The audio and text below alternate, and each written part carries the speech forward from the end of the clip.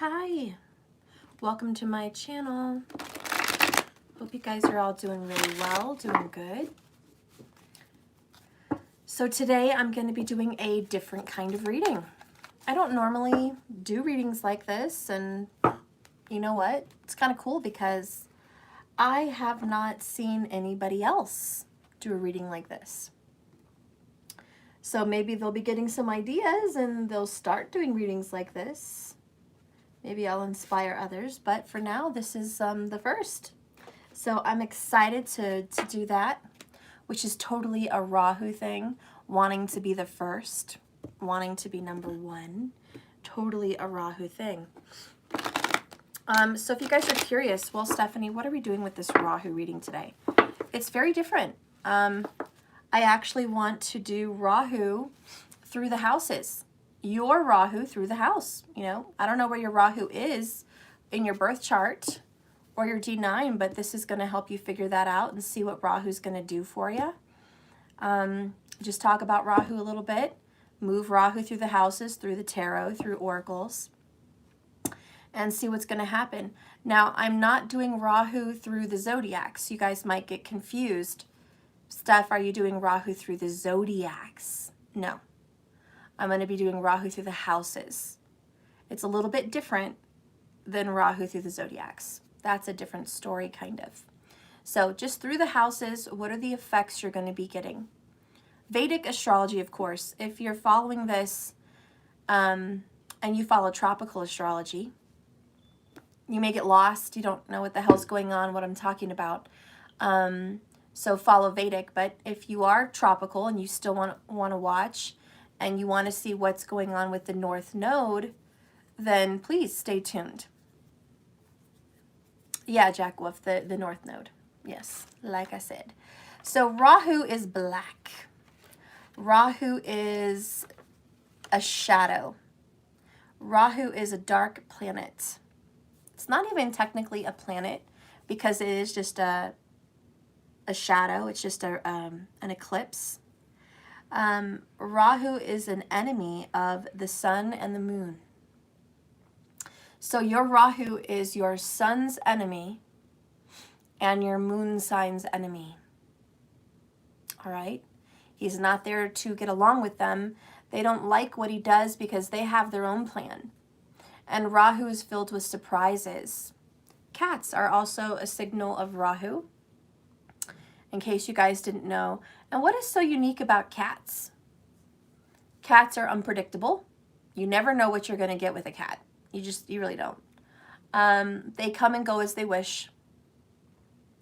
They're wonderful when they want to be happy with you and get along with you, but at the same time, you could be petting your cat, meow, meow, and then all of a sudden they turn around and bite your ass.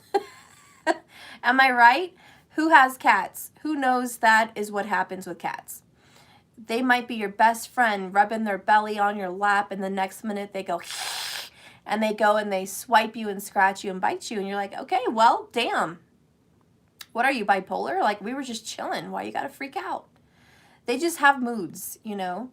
So you don't know what you're gonna get. Thank you, markers. So Rahu is a lot like the cat. And in Vedic astrology, he can be, you know, seen as a cat. If you have a cat in your home, you've already activated Rahu. Rahu called out to you. If you have two cats, well, Rahu really called out to you. Rahu, in my opinion, isn't all bad. A lot of people need to work a little bit better with Rahu. You know, I think he's gotten a bad rap. You know, he is a malefic. You know, he's a malefic. But is it really that bad? Everything needs balance. I guess I'm optimistic. I don't want to think bad of dark planets. I don't want to think bad of malefics. And I don't just want to think good of Jupiter and good of the sun and good of the moon. And, you know, the moon can be a bitch. The moon can be a bitch. The sun can be an asshole, in my opinion, depending on where sun is placed. So Rahu, he's getting a bad rap because there's a few houses where he does quite well. Rahu likes fame. He loves fame. Rahu loves success. He also has a lot of greed. Rahu is highly intelligent. He's often associated with science. He has nothing but desires. He represents foreigners, people foreign from you, people very different from you, another planet different than you maybe. Okay? Rahu can represent mass disease. Just going to touch on that. When last time Rahu was in Gemini, mass disease, coronavirus. And the time that it was there before, 100 years ago, was the plague. So he does do that. But he also is associated with a spiritual process. You have to go through the bad things to get to the good things. Rahu's also associated with politicians, the occult, obsession, confusion, fear, lots and lots of fear, dissatisfaction, and mischief. A lot of trouble. Criminals can be definitely seen with Rahu. Criminal behavior. Materialism, which I think goes without saying. But yes, the cat is represented, well, Rahu is represented by the cat, is more so than anything. You don't know if it's going to be good or bad. Unpredictable. Super spiritual, in the shadows, in the dark. Cats can see in the dark. They're night owls, right? Cats are like night creatures of the night. They're hunters, which is a Rahu thing.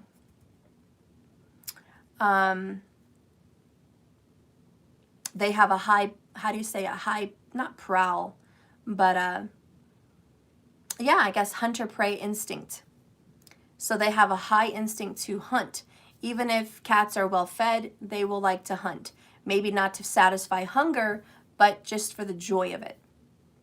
And that's a lot with Rahu people, just for the joy of doing whatever's going on in their house. Rahu people do it for the joy of it. But the strange thing about Rahu is you're never fully satisfied. You never have enough. It's never going to be enough. Rahu kind of represents the bottomless pit. If it's very hungry, it eats and eats and eats with no limit. If it has a high sex drive, it has lots and lots and lots of sex with no satisfaction. If it has a high marriage drive, it can get married and married and married again with no satisfaction. Think of polygamy. If it wants a lot of money and gains, it can gain and gain and gain and gain and gain with no satisfaction. Never really being happy. So that's what makes it malefic. There's never an end for Rahu because there is no boundary. It is a shadow. It is an eclipse. It is a fear. It is an illusion. It is a feeling. A lot like the moon. And if you think the moon is the one that goes through the eclipses and the sun, it's all about those feelings. So, anyways, Rahu, thank you, Sunval L, for the $20 on Cash App. Oh, thank you so much. So we're going to go through Rahu through the houses and just see what happens.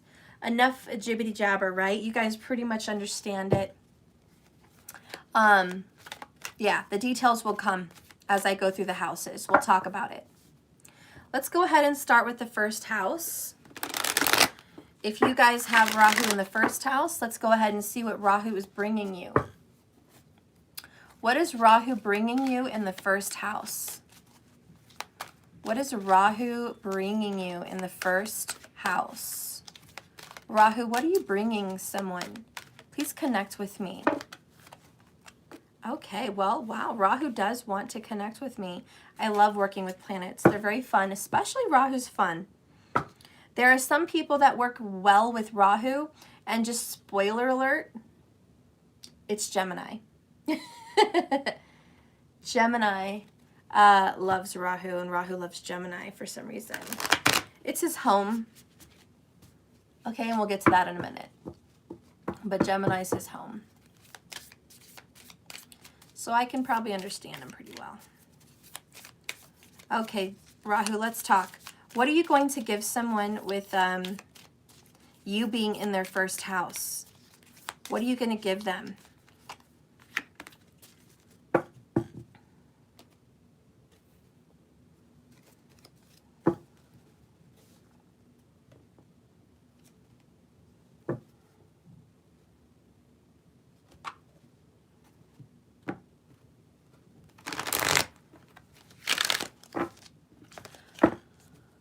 I might have to do half and half. If I can't finish all of them today, I may have to separate it. Hopefully I can finish all of them, but I can already see I'm pulling more than one card.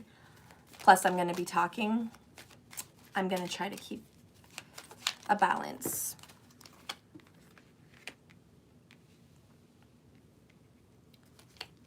So the first sign that I'm getting with Rahu, and the first, if you see the numbers 2, 2, whenever you're in a 2 frequency, you know it's about relationships.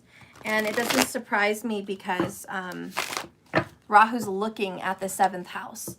Yes, Ketu's there, and Ketu means it doesn't want what Rahu wants.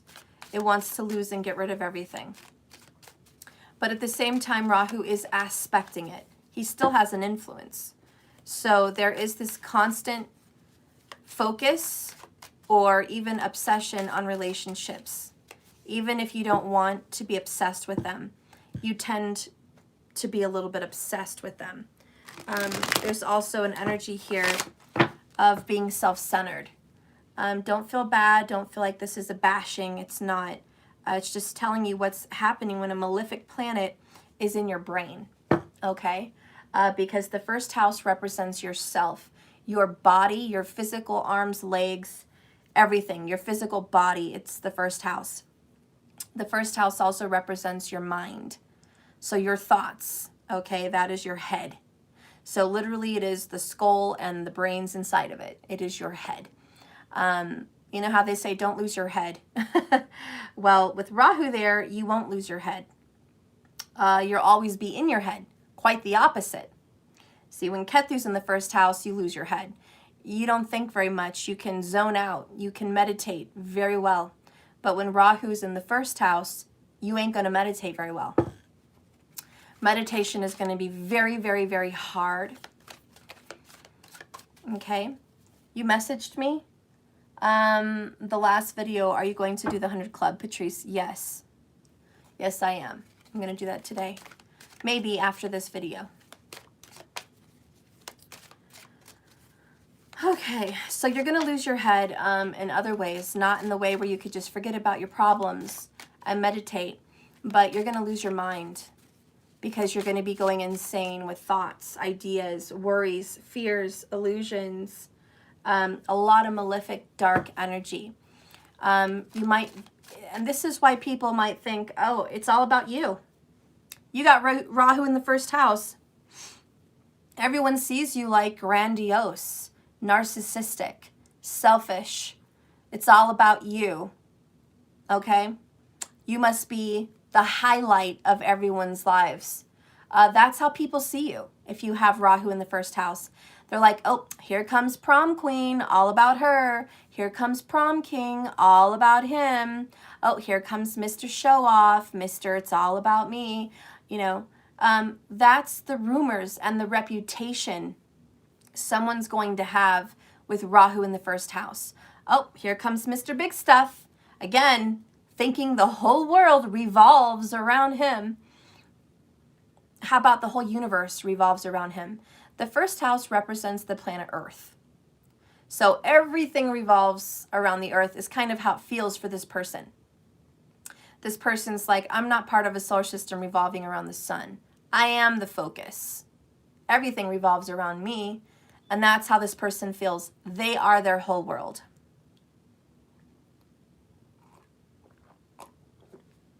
Excuse me. So when you have Rahu in the first, I'm not saying those impressions are correct. But I'm saying that is what people talk about behind your back. That's what people think. That's what people say. Because that is your rising in your ascendant house. So that is how they view you, okay? Not saying it's correct. The good news about Rahu in the first is Ketu's in the seventh. And it means that you give a lot of yourself away in relationships. People may think that it's all about you, it's all about you. That's how they see you. But the truth is, you are releasing and giving and exerting yourself through relationships. So you may have a lot of broken relationships because there's not much of you left to give to relationships. And the problems that you're going to have in relationships with Rahu in the first, Ketu in the seventh is you don't understand, because remember, Rahu represents confusion and your mind is all confused with Rahu there. You don't understand what your partner wants. Your partner may want something from you, but you can't understand what it is they want. So you go through a lot of obsession on what's wrong with me, what do they want, what do they need, what can I do? Too many thoughts, too many thoughts. It's Psychoville, you know, that's how you feel, that's where you live. You live in Psychoville, that's how you feel. Because your world is crazy. It feels crazy. You're trying with Ketu in the seventh to give. Get rid of all your energy, spend all your time, spend all your love, spend all your money, spend everything on these people. Kids, lovers, bosses, you know, teachers, everybody you're in relationship with. You just give it all away. And then they're never satisfied. And you're sitting there thinking, what the fuck did I do? Am I not giving something enough? What else do you want? And the answer never comes. The answer of what they want never comes to you. That is Rahu in the first house. And I'm sorry that that was intense. But that's why we're talking about a malefic planet. Now, my purpose today was not to bash a malefic. My actual purpose today was to help you learn how to be okay with a scary planet. Or should we say shadow planet, like Rahu and Ketu. A lot of people, and I do believe this to be true, fear, and I know a lot of you do, if you're following Vedic and you have your astrologers, a lot of you guys are from India that follow me too, you follow your astrologers and they may scare you because of tradition. Traditionally, they may scare you and think, okay, Rahu's associated with death. Rahu's a demon planet. Rahu comes to destroy. It's malefic. What if you're going through a Rahu Mahadasha? What if you're going through a Rahu Antardasha? What if you're in a, you know, very bad placement with Rahu? What are you going to do? What are your remedies? And so a lot of you guys are fearful. And I almost feel like as astrologers, we set up this fear. And so when you go through a period of Rahu, you're terrified. Am I going to lose somebody important? Is something bad? Am I going to lose my business? Am I going to lose? Well, here's the good news. Not really. And I don't want you to be terrified of these malefic planets. Please don't be terrified. They come to give something as well as take. Sometimes they give you peace by taking something. Sometimes they give you sound of mind. When they release people from your life, it may feel like a heartbreak, but it may be good. So yes, it's malefic in many aspects, but spiritually speaking, for the soul, it's good. And Rahu is against tradition. So you want to hear some good news, and this is my spiritual belief. It is my opinion. It is not written down in the ancient astrology facts, okay? But this is what I've come to understand and what I've come to believe. Rahu hates tradition so much, and he's so annoyed with astrologers predicting bad energies through him, that he wants to reverse surprise, because he's the element of surprise, and he wants to actually do the opposite of what astrologers are saying he might do. Because that makes sense to me. And if you can trust someone that's a spiritual teacher, can you trust me? I am Gemini, Sun in Vedic, and I understand Rahu. I am his comfortable sign, his comfortable house. So I think me and Rahu have an understanding, because I also am a rebel. I also don't like tradition that much. I do at some point, and I go through being torn with tradition and not, because of my Capricorn and tropical, but and my Sagittarius and Vedic. I definitely like tradition, but I go through a lot of events where I don't like tradition, and I'm kind of a rebel. So anyways, Rahu can be challenging, of course, but he also wants to surprise you. So when you have a Rahu Ketu placement, let's just get to the facts. It is predicted by most astrologers traditionally by saying you're going to have many broken relationships, especially if you have a Venus in the 1st or 7th with a Rahu, okay? That you're going to have some difficulties in relationships. Does it happen to everyone? No. But does it happen to most everyone? Yeah, it does. That's a fact that we're not probably going to change.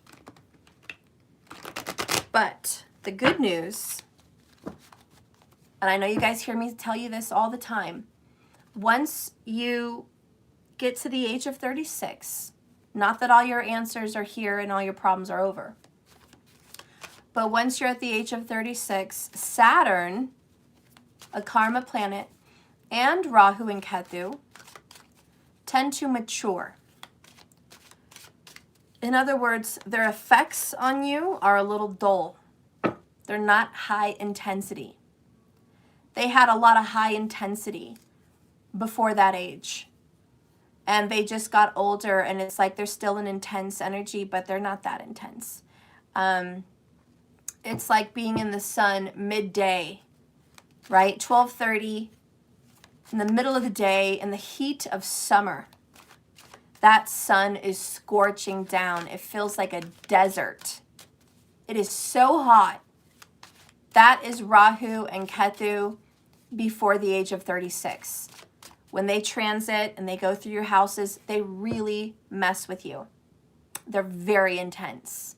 Very, very intense. But as you get to the age of 36, you're still going to feel the sun, but it feels much more like sunset. It feels much more like dusk. It feels like 5 to 6 o'clock in the evening in the summer, as the sun is still out and bright, and probably bright till, 8 o'clock in some places. But it's not hot. It feels cool. There's some level of shade. The way the sun is lower, there's trees that can shade you. There's clouds that come in. It just doesn't feel so high in intensity. And that's what I'm talking about. Sun is still out. Rahu and Ketu are still there, but their effect on you is just not as intense. And you're going to feel them. You're going to go through them. You're still going to have effects, of course, but it's not going to be as blown up out of proportion. Now, another thing about Rahu is it blows things up. It's like a hot air balloon. No, it's just like a balloon. You have a tiny little balloon and you blow Rahu into it, which Rahu is associated with air. Ironically, it's an air energy, which is why it's in an air sign of Gemini. That's its home. It's airy. So because it's a shadow, which is air. Anyways, Rahu blows up the balloon and gives it its shape. And Rahu blows and blows and blows up the balloon till it explodes. That's what Rahu does. It just keeps blowing up the balloon. And that's what you're going to feel. When it goes into a house, now if this is, because we're talking about your first house. How many planets do you have in your first house? Do you have 4 planets? No planets? Just Rahu? Do you have Rahu and Venus, Rahu and Saturn, Rahu and Jupiter? All of that is going to behave in specific ways in the first house. Now, I don't have all the time in the world today to talk about all the planets and all the combinations of planets with Rahu in the first. That's like a whole bunch of videos. That could be a bunch of videos. That could be like 10 videos. So I have to just squeeze this into a few minutes here. I will just tell you this. Wherever Rahu is, and right now he's in the first, whatever planet Rahu is with in that house, he will make the energy of that planet more intense, but not the good parts necessarily of the planet, but the shadow aspect. Let's start with a benefic planet like Jupiter, just for example. Jupiter is a good planet. It's a benefic. It's the opposite of Rahu. Rahu has the least amount of influence on Jupiter. If Rahu and Jupiter are together, Jupiter may be affected in somewhat of a negative way, but really not bad. When you have a benefic, I'm not saying it cancels out the negative influences of Rahu, but I'm saying it powers down Rahu. He goes from 10 bars to 1. Jupiter really powers down Rahu. Jupiter is the one planet that Rahu can't give a shadow over because he's not big enough to completely shadow Jupiter. Jupiter's the biggest Mac Daddy. So, not in literal measurements, like literal space measurements. We all know the sun is the biggest, but in the way you're talking in astrology, he just can't shadow Jupiter. It's too big of an energy. How do we know which house Rahu is in?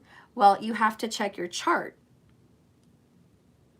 You're not going to know what house he's in if you don't know your birth chart. And Rahu is the north node for those people that follow tropical astrology.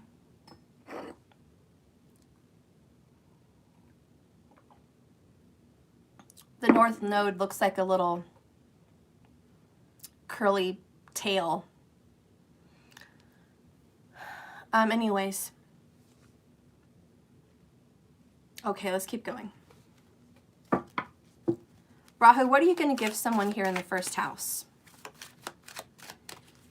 See how I kept going on and on for like, God, 20 minutes? You think I would shush? But that's Rahu. He doesn't really have an ending, so I gotta work with this energy and try to get through this video somewhat quickly. Okay. Bottom of the deck, what Rahu's going to give you in the first house is a dose of reality. Rahu's going to give you a reality check that sometimes you give a lot more to yourself than you give to others. It's also expectation. Rahu expects things to come to him. Hey, I'm Rahu, you know, I'm the boss, all right? I may not be the king, I may not be the sun, but I think I'm the boss. So you should give whatever whatever I want to me. I'm Rahu. Again, that grandiose kind of personality. So at the first house, they have a hard time equally giving. Because like I said earlier, you may give way too much in relationships. You may give away the cow, all right? You're just going to give away the cow. Everything, you know? No balance. No scale. There's no scale. You just give. And then when it comes to you, you expect the same in return, which is irrational. You expect your partners to give to you because you give to them. It makes no sense. It's irrational. And that's what makes, again, it makes your mind feel kind of crazy. You're just like, this is ridiculous. I can't make, you feel crazy. Honestly, with Rahu in the first house, you could totally feel crazy. If you have Rahu and Mercury in the first house, you may actually suffer from a mental disorder, a chemical imbalance. Your intelligence may be very high IQ, but you're so high IQ that you're almost irrational. And that can happen. Look at Albert Einstein. Maybe very well he could have been a Rahu Mercury in the first. So you may very well have some issues. There's also a very high chance you could have obsessive compulsive disorder. Stephanie, you just got really dark. This was supposed to be happy, I know, but we're doing Rahu, so please don't expect everything to be happy with this reading. Just expect the truth. Yeah, OCD, first house. So when it comes to giving and receiving, there's some issues there. When it comes to understanding things the way everyone else should understand things, you're going to struggle there. Now, once you hit the age of 36 and a little bit older, when your Saturn matures, your karma, and when your Rahu matures, yeah, things are going to make more sense. You're going to get older and you're going to learn how to give, how to receive in a good logical amount. You're going to learn to have a good ego, but not too much, because you don't want to push people away. Because by the age of 36, you will have already pushed away a lot of people. Okay? You may have pushed away your siblings. You may have pushed away your best friends. You may have pushed away a husband or two, or a wife or two. You may have pushed away your parents. You may have struggles with your children. You may push them away. So yeah, by the age of 36, you will have realized, you know what, I don't want to push everybody away. And a lot of the times you don't think it's your fault, because Rahu's in the first house. So your belief system and the illusion and the smoke and mirrors and the effects of Rahu in the first is, it's not your fault. How could it be? And so there's a level of frustration. Anyways, hopefully by that age you'll have learned how to control yourself and maintain yourself a little bit better, how to have balance with the number 6 of Pentacles. The good things about, well, I don't know if it's good or bad, but some of the information about Rahu in the first also, and I just mentioned it, is a very high ego, which I guess kind of goes along with that grandiose energy. But it doesn't necessarily have to be grandiose. It just means you have a very high level of confidence and a very high ego. Somebody that says, yeah, I know I'm beautiful. I am beautiful. Yeah, I know I'm good looking. I'm a good looking guy. I got it going on. I got a nice body. I expect my partner to have a nice body like me. Hey, I got a lot going on. I'm beautiful. I spend a lot of time on my hair. I'm successful. I have a lot of money. I have a great career. You know, I expect my partner to have the same. You know? Yeah, that's an ego of someone like this. You know, I do this a specific way. I expect somebody else to. You know? And the neurotic energy comes from that too. Sometimes some very clean people can be seen from Rahu in the first house. They have everything labeled, especially if Rahu's transiting in the first and it's activated through the ascendant or the moon. If your ascendant or moon are in your first house, which obviously they are, if you're following those charts, the moon chart or your regular birth chart, and Rahu's sitting there, and then Rahu transits in that sign. Like right now, Rahu's in Taurus. Let's just say you have a Taurus moon or a Taurus ascendant. Then boom, Rahu's activated, and this may kick off like at an all-time high. You may be like, oh Jesus, I'm all of a sudden getting organized. I'm all of a sudden having high ego. I'm all of a sudden being a little obsessive. I'm all of a sudden, you know, all into myself. Active. So anyways, Rahu wants to give you what you feel you deserve. So if Rahu's in the first house, Rahu's like, you know what? You have every reason to love yourself a lot. You have every reason to think well of yourself. You have every reason to expect someone to give you the world. I want to make sure you get that. Now here's the good news. When Rahu is in a specific house, there's a very good chance that you're going to get the things that you want. There's a very good chance, unless Jupiter is in there kind of disrupting that Rahu vibe, there's a very good chance you're going to get what you want. There's a very good chance that some rich, egotistical, or just smart, good-looking, you know, fanatical person is going to get that partner that they want. Because Rahu says, give me. Give me, give me, give me what I want. Greedy. And Rahu gets what you want. If you achieve anything in this life, it's because of Rahu mostly. He's your desire, your drive, your obsession. He is the magnet that pulls the things that you want to you. So we all have to have Rahu. It's almost like he's gravity. And I think that's a good way of looking at it. Rahu is gravity, and he's pulling everything to you. Ketu is anti-gravity, and he is releasing everything from you. So you have gravity and anti-gravity. And I think that's a very good way to think about Rahu. So yeah, there's a very good chance that you're going to get much, much, much of what you want. So this is pretty fair. Rahu in the first, you're going to get your marriage. Is it going to be a happy marriage?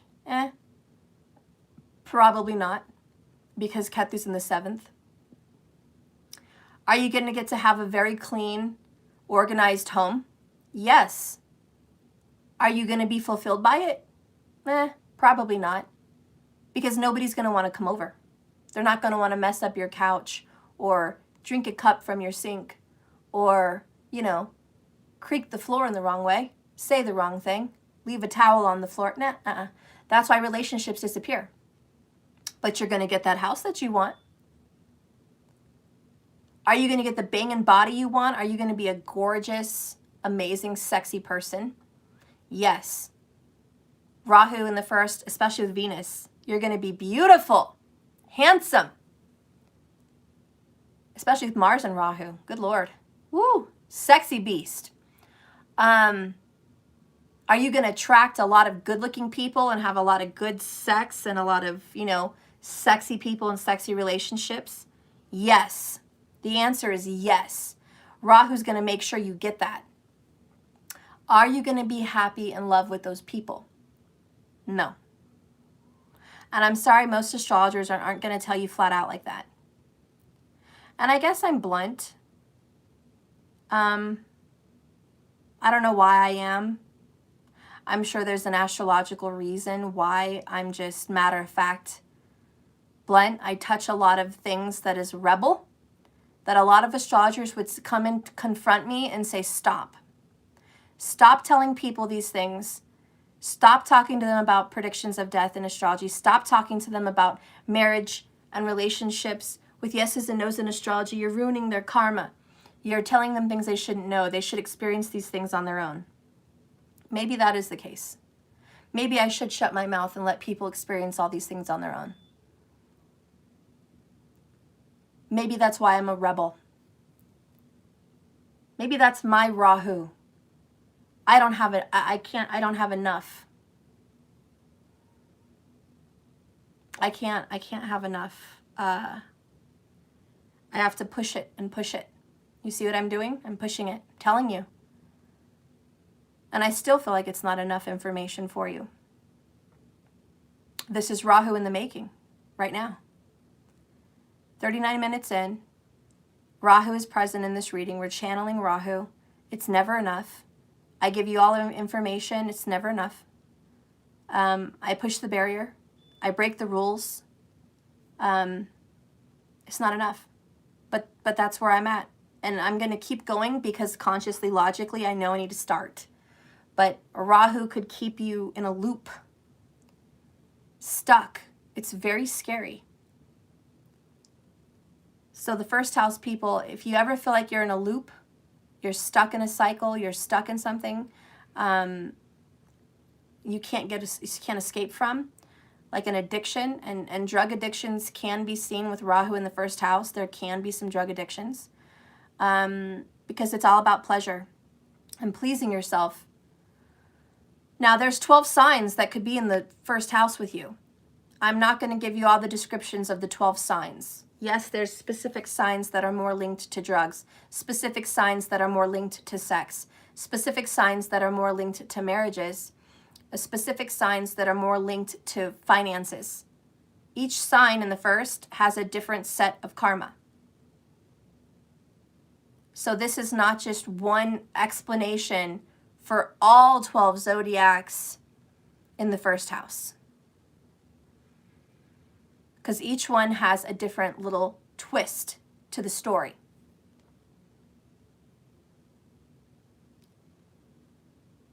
But in a nutshell, Rahu in the first is going to be pleasure-seeking, a pleasure-seeking person, never satisfied person, a mentally unstable person, someone that struggles with meditation. They can't quiet their mind.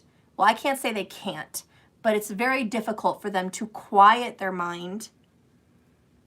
They have a lot of thoughts, a lot of fear, a lot of confusion. They would make a very good politician. They would make a very good leader. Maybe a leader in a cult, maybe a leader in a church, maybe a leader in, the military. It really depends on what the ascendant or moon sign is. But Rahu in the first is a good leader. But the problem with that is they don't think they're a good leader. It's the confusion and the fear. They may be an excellent leader, but they think they're not. At the same time, they know they should be a leader, and they strive to be a leader, and they want to be a leader, and that is their goal, but they don't think they're great at it. They're kind of confused. So in my opinion, the worst place to have Rahu is the first house. So we went ahead and got the most difficult placement out of the way. If any of you watching me have Rahu in the first house, it's definitely one of the most difficult placements. The only other difficult placement would be if it had something to do with your kids, because then you have to struggle with that. And your kids end up being difficult. So, like I said from the very beginning, Rahu is malefic. You're not going to have Rahu in any house of the 12 and it feel great. There's always going to be drama, problems, issues, karmas to do with Rahu. Before I move on, Rahu is your karma that you must achieve in this life. Wherever Rahu is, you have to do it. If you don't do it, if you refuse to do what Rahu wants you to do, you will never fulfill your purpose. And you will not fulfill your karma. You're not going to learn the lesson you were born here to learn. You have to step into the fray. And it's going to feel very difficult, but you must. It's kind of the law and order of things. As much as the sun doesn't want to set, it must. Remember, you're the sun. As much as you don't want to go through a situation, you must. Accept that. Accept it and go through it.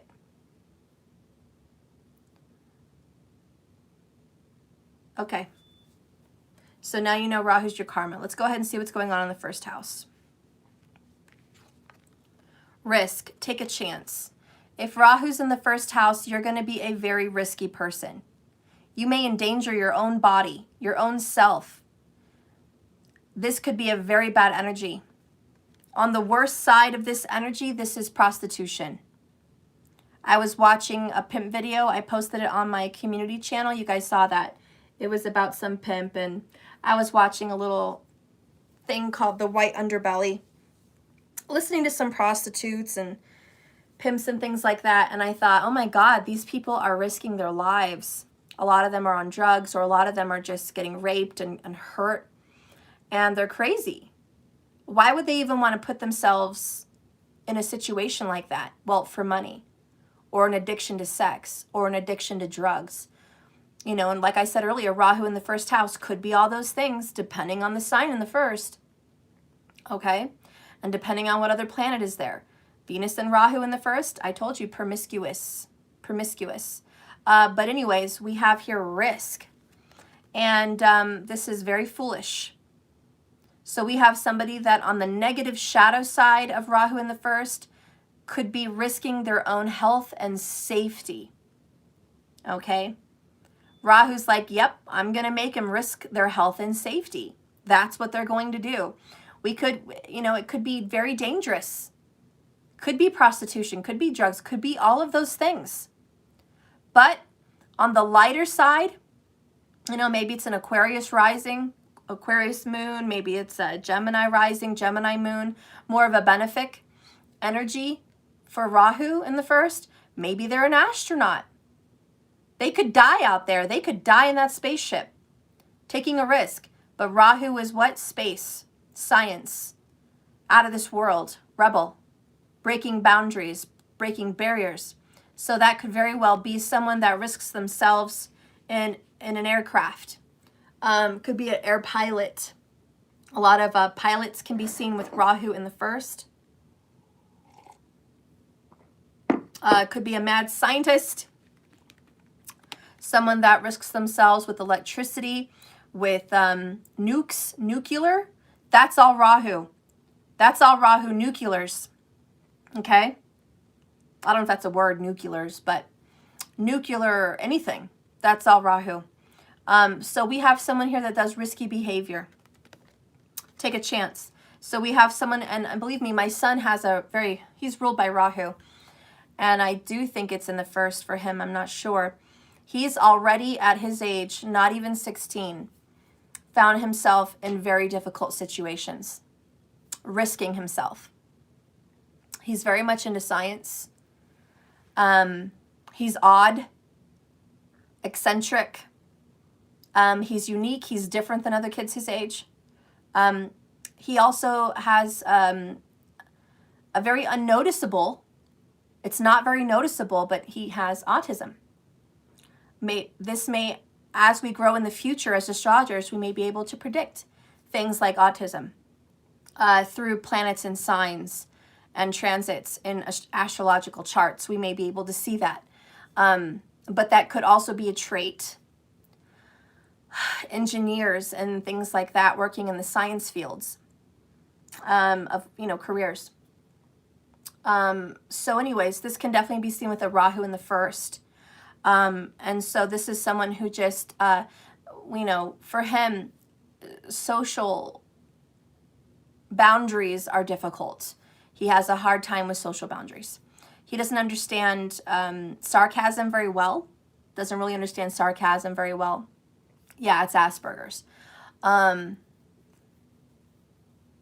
You know Drax from Guardians of the Galaxy? He's kind of like Drax. Like, you make a joke and he's like, I don't know how that's funny.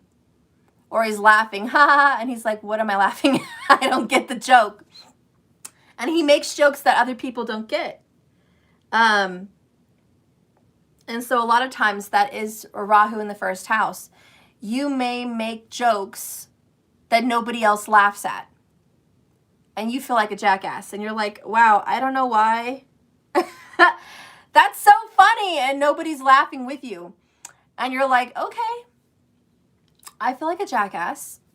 You know, that's Rahu in the first. So, you know, anyways, let's continue. I can think of someone that's like that and it cracks me up all the time. Okay, so we have the Watcher. Be your own witness. Ooh, the Watcher. You are an obsessive person. But your partners may be obsessed with you. because Rahu's in your first house and Ketu represents your partners. So you may have a partner that is psycho about you, and not for good reasons. Just because they want to spy on you, just because they want to see what you're up to. They may stalk your Instagram, they may stalk your Facebook, they may stalk you, not because they're madly in love and they want to make things work, but because they're a creep. Again, you put yourself in bad situations. You align yourself with dangerous, creepy people. Ketu in the 7th, remember? You know, so you might even lose yourself through someone.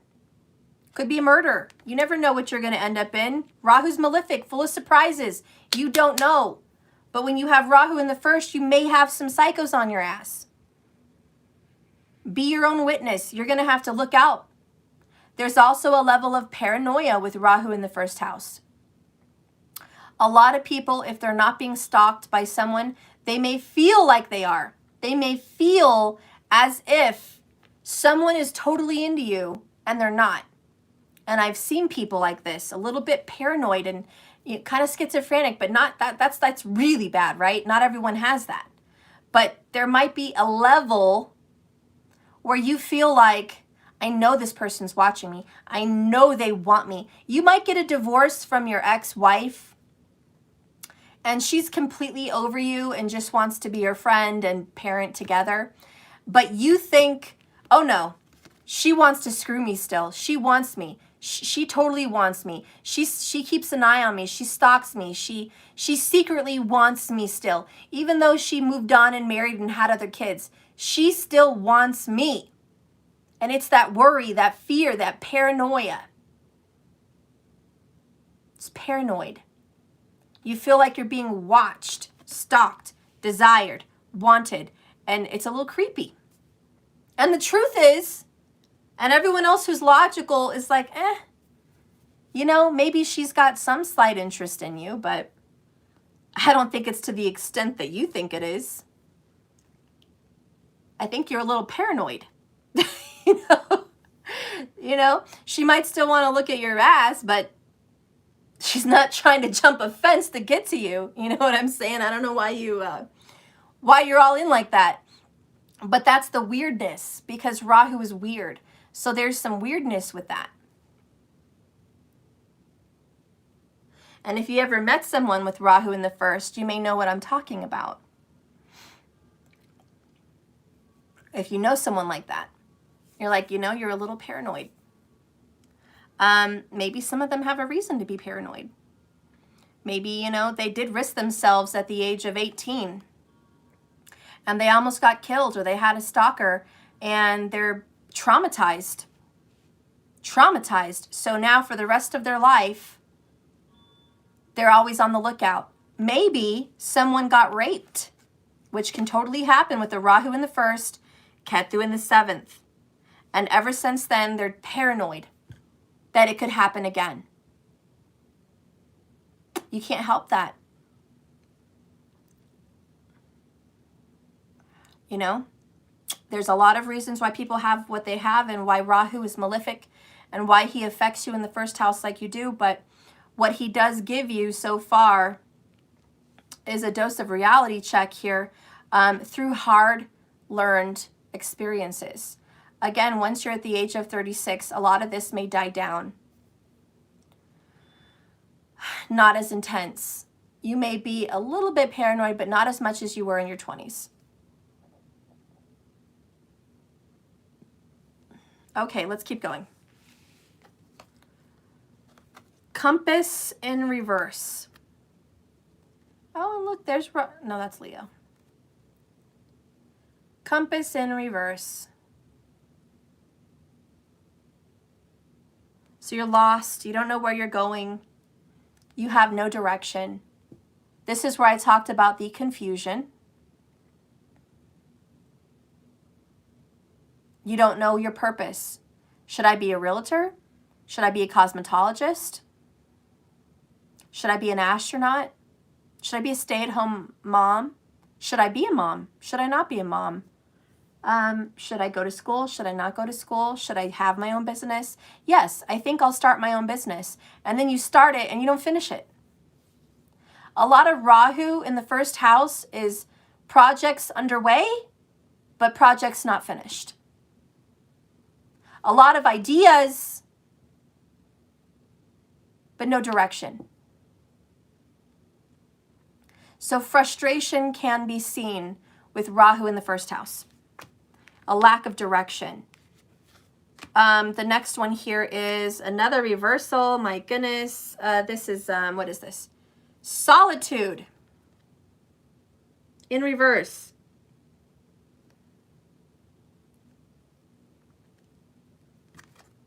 Guess what? Rahu in the first house likes isolation. I guess I should have mentioned that. Because Ketu's in the 7th house.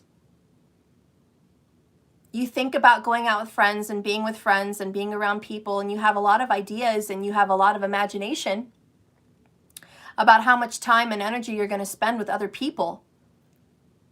But really, you don't. Really, you try not to.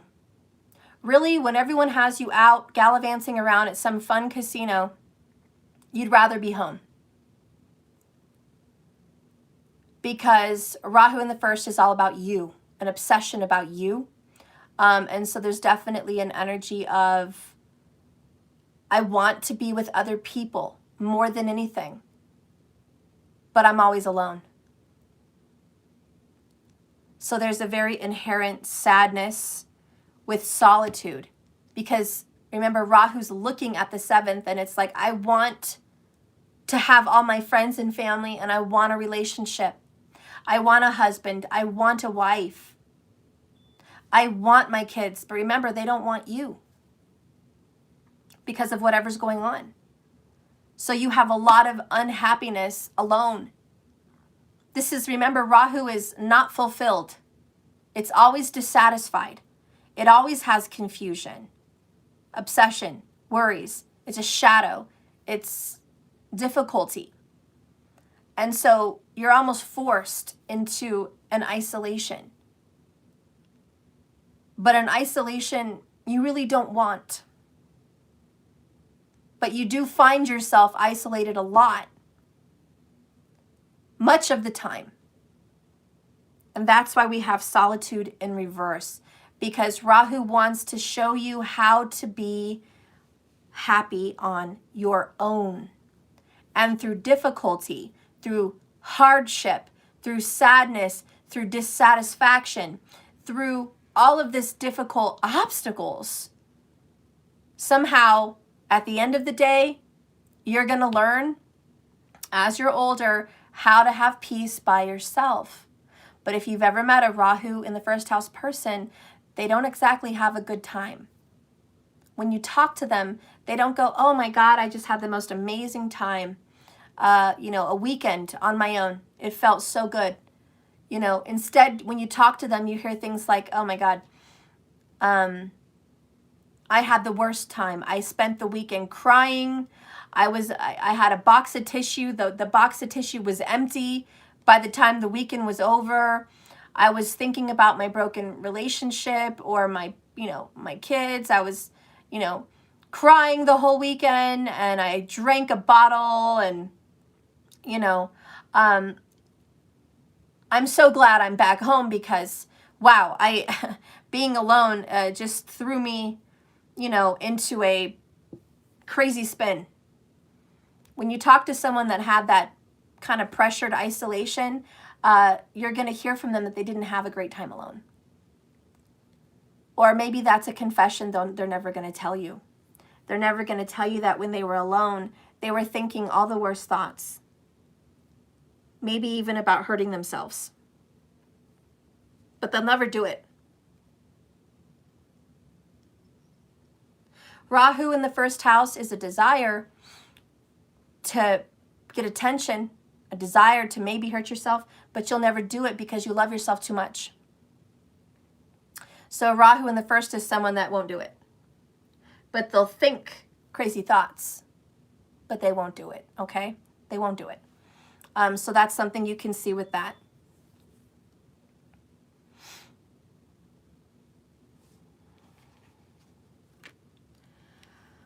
Whew. Libra. Justice card. Why would you have Rahu in the first? There's some kind of karma, some kind of justice.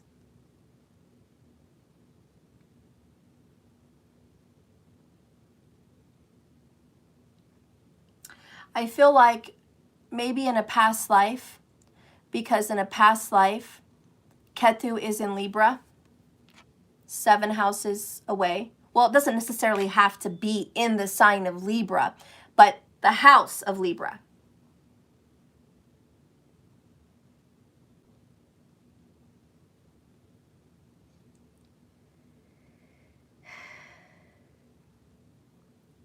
I want to be gentle in describing this because I don't want to offend anybody, but I may.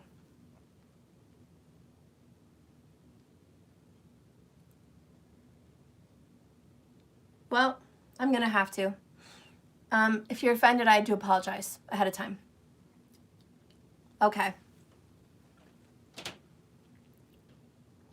In a past life, you may have judged people too harshly. Because I feel like Ketu's there in the 7th, and it's about judgment, it's about justice, it's about law, it's about relationships and contracts, and it's about being around a lot of other people. You can even say it's about being popular. And when you're around a bunch of friends and you wear a bunch of different masks and, you know, you're in the crowd, you're in the fray of everything, and you might end up pointing the finger at other people with issues, past life.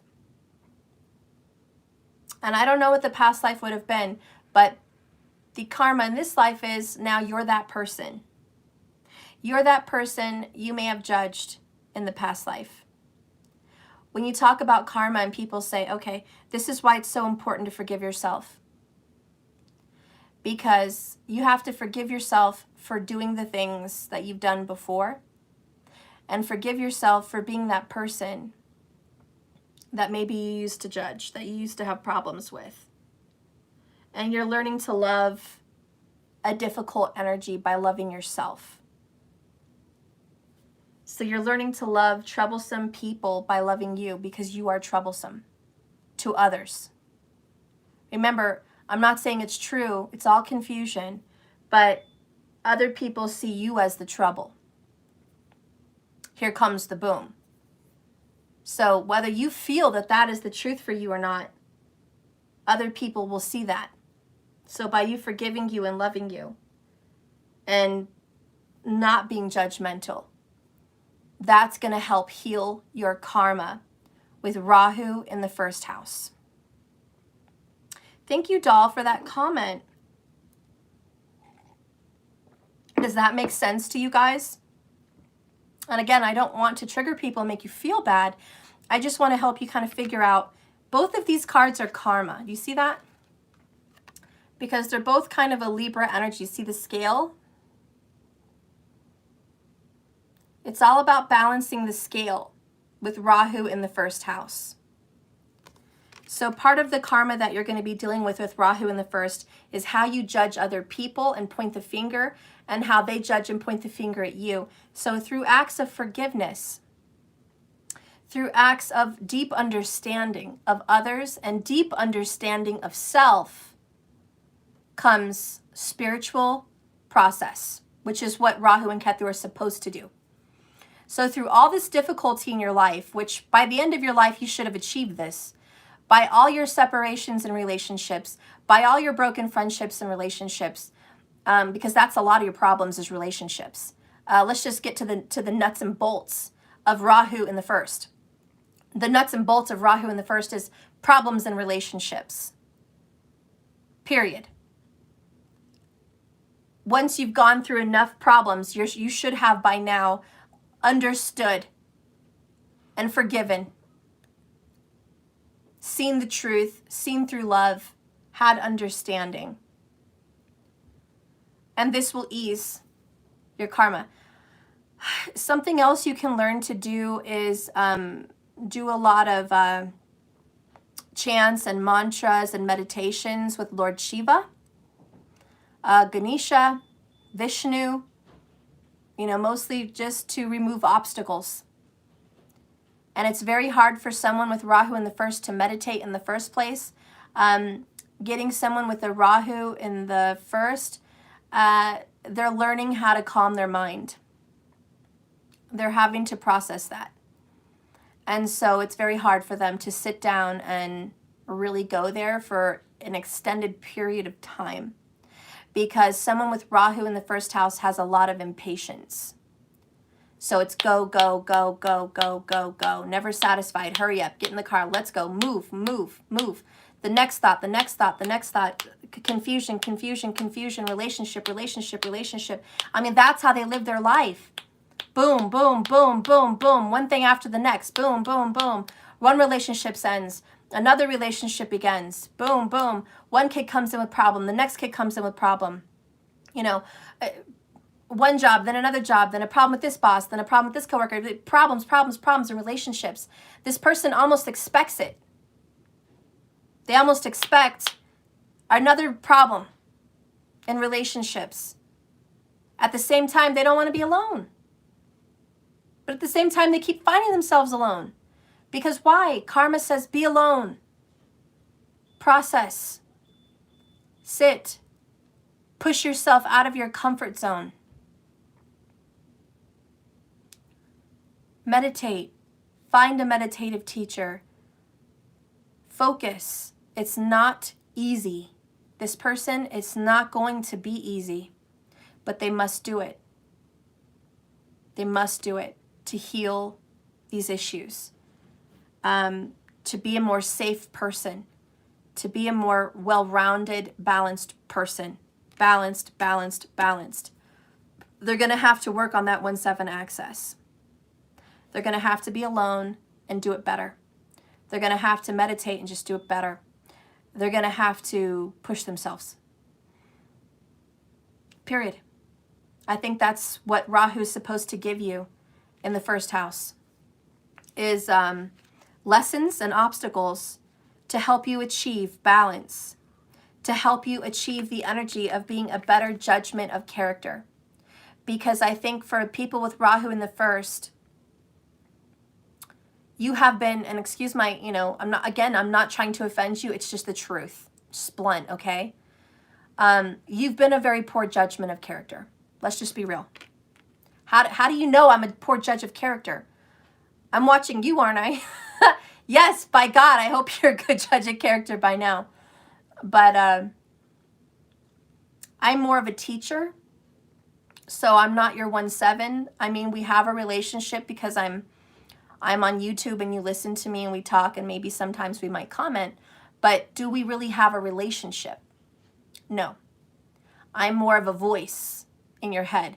I'm more of something to watch and occupy your time. I'm more of a 9th house placement for you or a 3rd house placement for you. That's more who I am on YouTube to you. Okay? I'm not that 7th. The 7th is who you're in contact with, in relationship with. So, in your 1-7, because you may be a very good judge of character on school, on teachers, on gurus, on religious points of view, but when it comes to love interests or when it comes to judgment of coworkers or judgment of bosses or judgment of friends, you may have a very poor choice.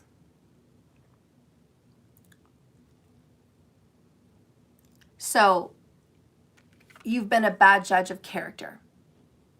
You thought this friend was really good for you, but really they were a criminal. You thought this man would be a good husband, but really he was a psycho.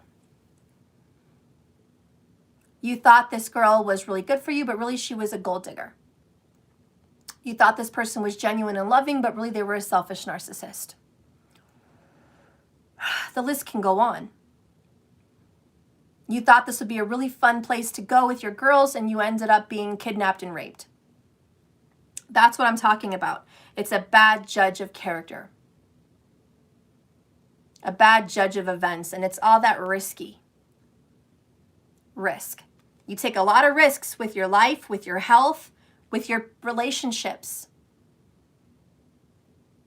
And I've met people, and maybe it's not that malefic.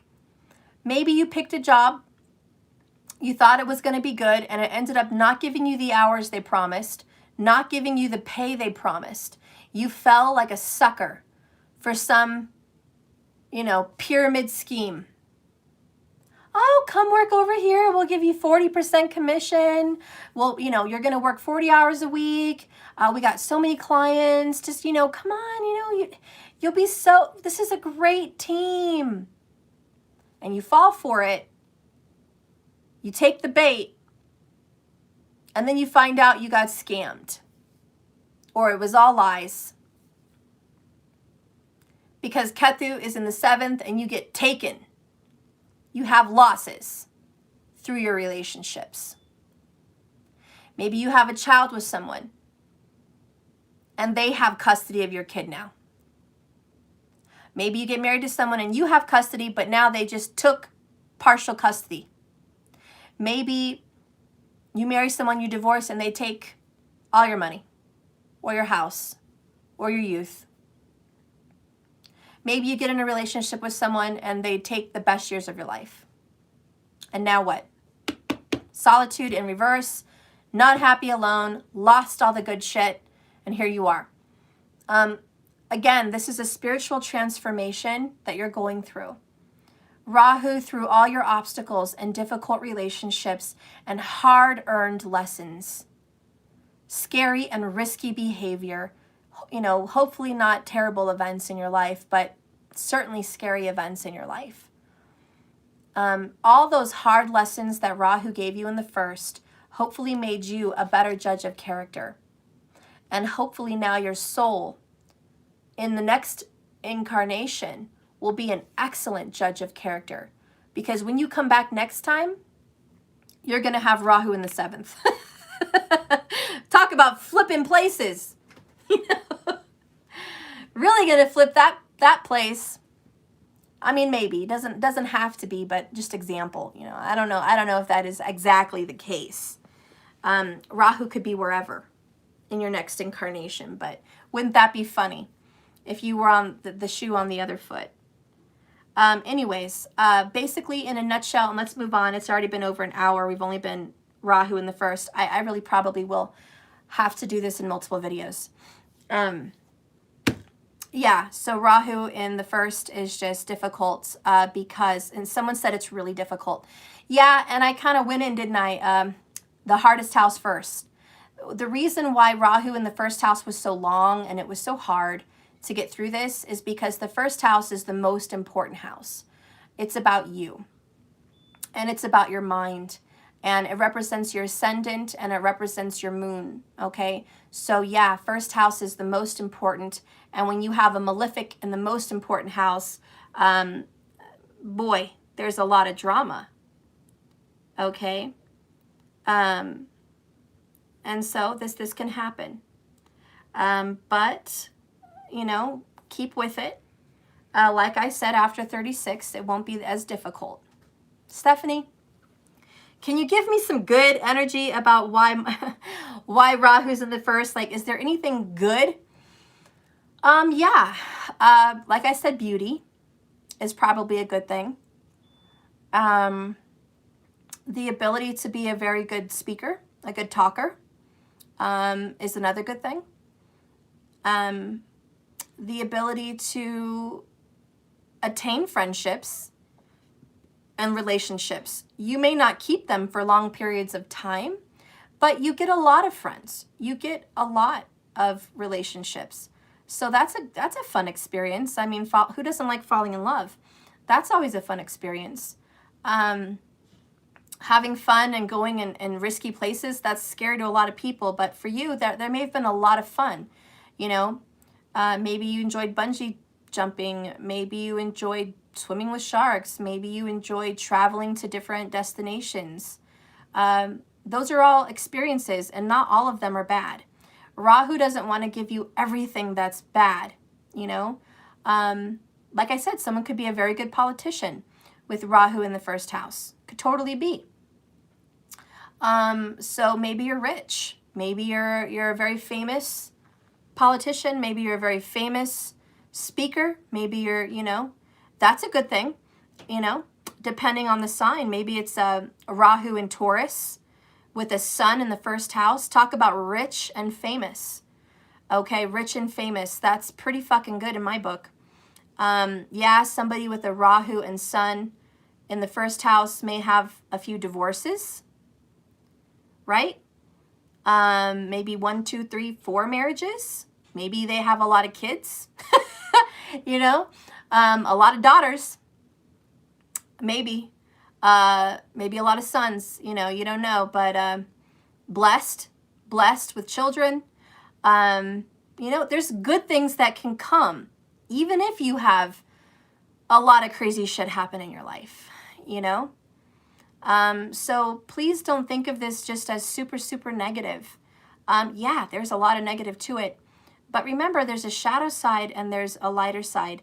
However you view Rahu is going to be your relationship with him. You can hate Rahu, but remember, whatever you resist persists. Whatever you resist persists. Say it again. Whatever you resist persists. If you hate things, they're going to keep happening. If you despise someone, they're going to keep being in your face. If you hate that someone's always getting something that you want, you're going to keep losing. If you despise someone fully, you don't want them in your life, they're going to stay in your life. Whatever you resist persists. So don't hurt yourself any more than you need to. This is going to happen. Rahu's going to happen. Some of these things are going to happen. How do you deal with it? How do you deal with the trouble and the wake after the earthquake? Or the damage after the storm? Do you just tuck tail and leave? Or do you rebuild? And I think the best answer is to rebuild. And that's why it's about balance. You know, think of Rahu as a storm that comes into your life and he destroys so many things. But then he can give you such good rebirth. I saw a movie the other day, Where the Heart Is, with Natalie Portman, I think it was. Pretty sure. Anyways, she got pregnant. Her boyfriend left her. She had the baby in Walmart. She was homeless for a long time. A lot of problems in her relationships. She got famous and she didn't even try, you know, in her little town. And she did photography. And anyway, she had a decent life. She met someone that helped her take care of her baby and give her a place to stay. She didn't have parents that stayed in her life. So this woman died in a tornado. So the woman that took her in died. Terrible. It's terrible tragedy and sadness. In Oklahoma, she had her whole house taken apart. And at the end of losing her, basically mom, and losing her home and everything she held on to, after the storm came and took it all away, she rebuilt. And she was given money and inheritance from that woman, and she rebuilt a brand new house on the same land that the house was destroyed on. She didn't pick up and move. She didn't take her money elsewhere. She just rebuilt it. She rebuilt a nicer house, and she had a good life. She also had a broken relationships, obviously. She told the man that she loved, she didn't love him, so he could go have a better life. Hello, Ketu in the 7th. But later she realized, I don't want to lose him. I hope it's not too late. You know, like a year later, she went to his work and told him, you know what? I told you I didn't love you because I wanted you to get better. I didn't think I deserved better. I thought you deserved better. You know, I thought you deserved to go move out of this little town and go teach and go have happiness. And so I lied to you. And he said, anyways, I love you. So I'm done. That's enough of this. But that can be kind of the point of Rahu in the first, to destroy all these different things, and then you rebuild and you're a better person. You're a better judge of character. You're going to have some direction, and now you know where to go. I'm going to read this, and then I'm going to hurry the freaking hell up because I can't continue like this. Enough talking. Enough. Can I just say something real quick? You guys are like, oh God, here she goes again. If you can forgive me for talking 80 minutes and I haven't lost you yet, if you can forgive me. Can you understand that I have a Rahu in the sign of Gemini, which is communication? I don't know when to shut up sometimes. If you guys catch me yakety yak yak yakking like this again, just give me a heads up. It's time to shut up, Stephanie. Your Rahu's kicking in. I'm sorry. That's my problem. So I'm so sorry. Rahu is my malefic, ass kicker. And I don't know when to shut up. I'm finding the page. Number 50, compass. See, don't worry, guys. If I kick your ass, don't worry. I kick my own ass a lot of the time. You guys watch me. You know stuff's not just hard on you guys. I'm hard on myself. Okay. Compass in reverse. As long as you orient the compass to true north, the direction of your higher power, you will never be lost. When you get this card in reverse, your higher power right now, whatever you're constantly focusing on, long enough becomes your higher power. If you worry about relationships or financial insecurity, materialism is your idol, or relationships are your idol. If you obsess over a relationship, that person becomes your God. If you're concerned about your weight or your looks or your status, you've lost your personal power and your way. Nothing but spirit can be your guiding force. You'll never truly find what you seek if these worries and distractions are your constant focus.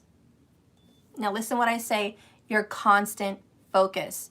If you find yourself constantly obsessing about whatever those situations are, money, looks, relationships, fame, education, I don't care, whatever you're like consistently obsessed with, remember Rahu is controlling your brain right now in the first house. So be careful. Now that I'm telling you this, you're aware. Before this, you didn't know. You didn't know why you thought the way you thought, why you felt the way you felt, why you experienced what you were experiencing. Now you don't have an excuse. Now you are fully aware that the reasons you have these obsessions is because you have Rahu in the first house. That is the reason. Now that you know that, you're going to have to work harder here to pull yourself out of these funky moods. You're going to have to figure out a way out of this. Meditation, good music, exercise, you're going to have to work on it. It's like therapy. You're going to have to do this. Okay, so surrender and shift your compass. Be still and watch as the needle points to true north. Align yourself and you'll easily find your way back to where you're meant to be. Now, what I like about the compass is it really does talk about Rahu and Ketu because they're always 1-7. And north is, obviously the north node, which is Rahu. He's your true north. You're always supposed to focus on yourself in a good, healthy way. So you're going to have to align your focus on the good, healthy things about you. The good, healthy things about your partnership. Instead of thinking about the problem, think about the solution. That's going to be your answer. Instead of focusing on why your partner is such an a-hole and can't get it together and can't actually make this work, focus on yourself. Why are you not happy? Because you're waiting on them. Why are you not experiencing life? Because they're frustrating you. So shift your compass to true north. Stop focusing on them and focus on you. Remember that solitude you didn't want, right? It's time to focus on you. Instead of thinking about all the things you hate about that person, think about all the things you love about that person. Reshift your true north, because your true north is you want to be a loving person. You want to be a happy, positive person. You want to be a fun and joyful person, right? So you don't want to be any of the negative traits. So this is a time for you to just reshift that compass. Now we'll read Solitude in Reverse. This is the number 13. Thank you so much for that blue super chat. Oh, I just saw it disappear. Thank you so much. I think that was $5. Thank you so much. I appreciate that. Oh, I missed that. I feel bad that I missed that when you were there. Aaliyah Vivian from Canada. Thank you so much. Okay. It's all a balancing act, right? You guys are like, damn straight it's a balancing act. I am comfortable in my own skin as I detach to replenish my soul. That's what solitude is. I am comfortable in my own skin as I detach to soothe your own soul. So, too much solitude results in isolation and separation. Now is the moment to get together with friends and join in the merriment. Hiding out will lead to loneliness and negative thinking. Separation at this time isn't a healthy choice. Are you in a situation in which you feel alone? You need to share this, not to keep it to yourself. By joining in with someone, you'll hear what you need to know, because Spirit finds ways to speak through them without them even knowing it. You have the key to let yourself out of your prison. You are loved and you are never alone. So again, there's a lot of isolation there with Rahu, but you always have a constant desire to be with friends. It's good to be with friends, but it's good to have a balance. And I think that's what this is saying. Have a healthy isolation. Don't be over isolated, and don't be super never isolated. You can't always be surrounded by someone.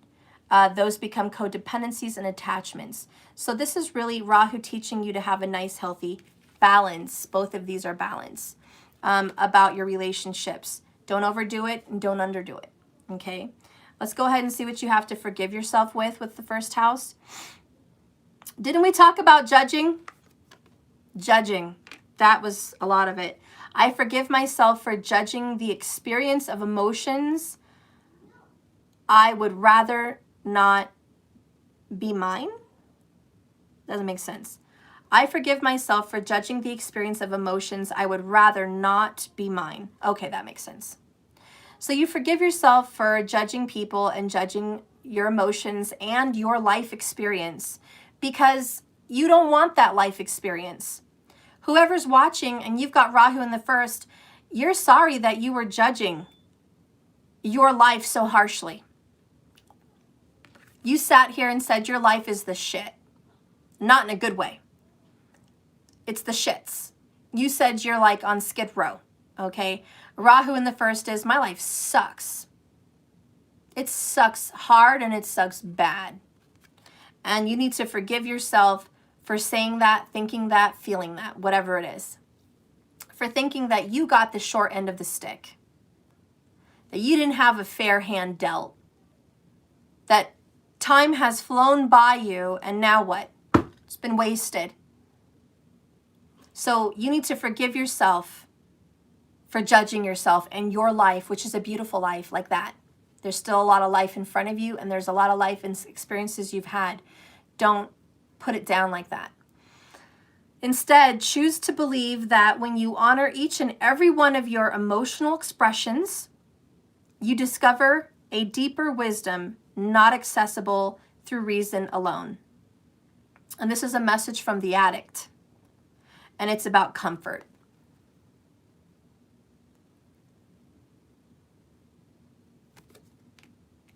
So a lot of people with Rahu in the first don't realize you're an addict. You're addicted to judgments. You're addicted to risky behavior. You're addicted to these things.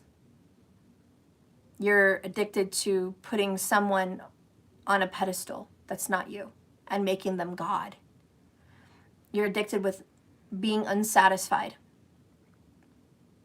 You're going to have to work really hard to spiritually process your soul into a shifted energy of balance. So this is a beautiful lesson for you. It's a beautiful lesson for your soul. And that's what's really happening for you. What could be a possible outcome here for those with Rahu in the first? What is something that's going to be on the horizon with that compass? It's only temporary, guys. Soon you're going to look back at this and laugh.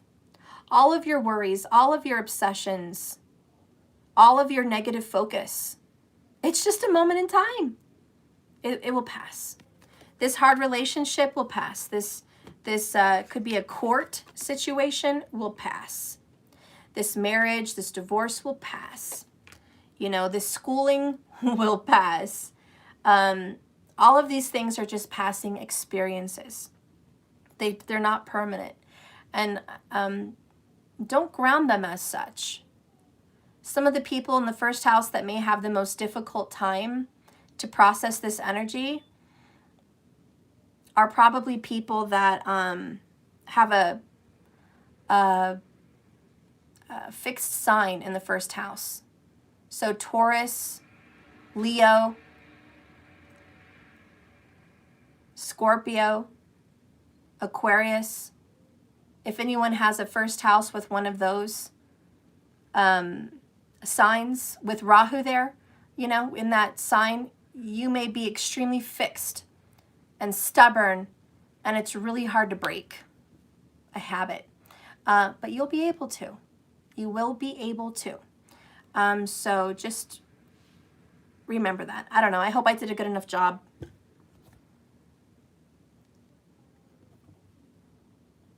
Mariah!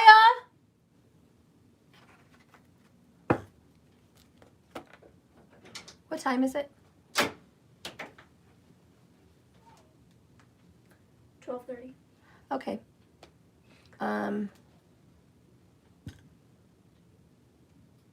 Okay, shoot. I'll do one more. And then remind me if, let me get my timer. Where's my timer? Oh, here it is. You do? I have to take Grandma to her doctor's appointment. Look. I have to leave here at 1. Look. Wait, what time did you say it was? 12:30. Oh gosh, I don't have time. Shoot. Because of the weather, huh? Is it icy out there? I will look. Can you look if the road is full of snow and ice? It snowed. It's a little icy out here. I have to account for drive time. Look. Come here, let me kiss your finger. No, I need a Band-Aid. Okay. Mariah, I'll get you one. It's in the top cubby. It's this one. Oh. I would. That's better. I need to. You have 30 minutes. It's bad roads up there. Yeah. Because her appointment's at 2, but I have to be at her house at 1:30. Which means I need to leave here by 1. Oh.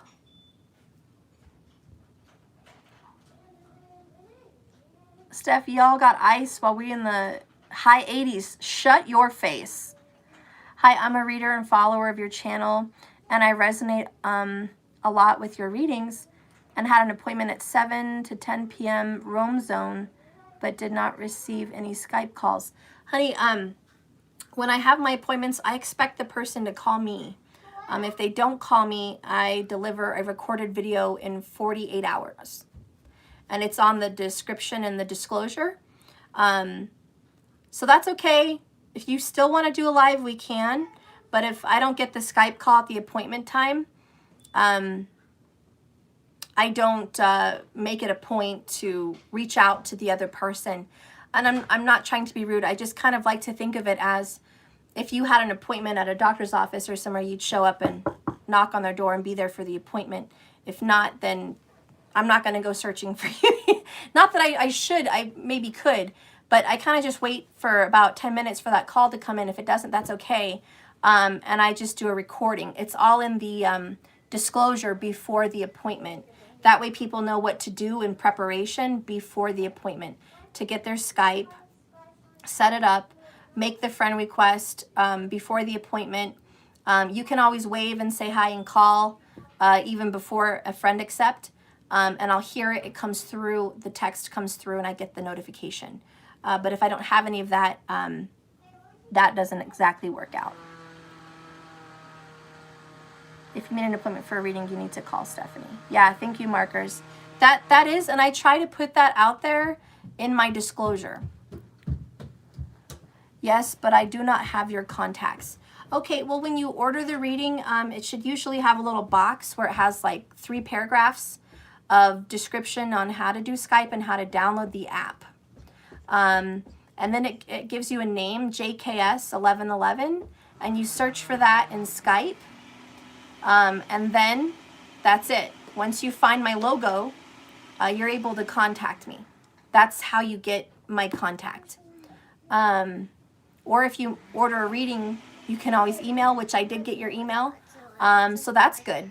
But if the Skype bit hasn't been done, and that's okay. I'm not exactly tech savvy, so I completely understand people aren't used to that.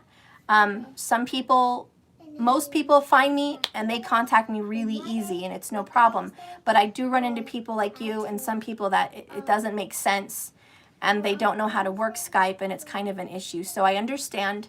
Apologies for the confusion with that. I will get it set up for you and I'll reach out to you. You're going to have to give me your contact information on Skype. If you have your Skype open and you have an account, I'm going to need that information so I can contact you. Okay, I will help you on that. But put that in the email. You'll have a Skype profile and then just copy the link, put it in the email, and I'll find you that way. Okay? It's just, it's easier to find a public figure because they have the logo versus a name. There could be like 16, Diana Summers, there could be like 20, Fred Sims. So it's hard to go through people versus a business account. It's much easier to find JKS1111 than some other person. Because I don't know what you look like or, where you're from and what's going on. What does the roads look like? Pretty clear, but there's like tiny splotches of ice. Okay, I should be okay still. I guess I'll come back and I'll finish the reading after that. Yeah, I'll answer some questions here. Rahu in the first was a very difficult message. Maybe I'm going to have to separate and take my time through all the houses. I kind of thought I could get through all of the houses in one reading, but, obviously not. Obviously not. So this is just going to be titled Rahu in the first house, what it brings you. And hopefully I gave you some good advice and some good descriptions. I will try to get through the rest of these houses quickly, but it looks like it's taking some time. Markers, great info. Thank you, Stephanie. Yeah, you're welcome. I go with the flow. I go with the flow.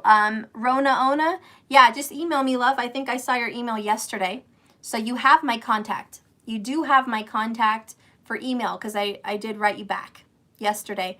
So yeah, that's the best way to contact me, I guess, for now. And I'll help you figure out the Skype. And sorry about the confusion. Certainly, I love you and I want you to stay with me and I'm not mad and the shit happens. Just understand that shit does happen. Does anybody have any questions on Rahu in the first house? Before I move on here. And Steph, can I send my questions through Skype? Yeah, you can do that, Transformation Queen. Can you do another video with Rahu in other houses? Oh, hell yes, Jessie. I am going to do Rahu in all of them. In all of them. Definitely. And you know what? Since we're just going to be doing one video per Rahu in whatever house, I'll go through a little bit more detail here as I end. And I'll do the zodiac signs through the house. That's what we'll do for this first house. And I'll just keep it like that. I wonder what's got Mariah!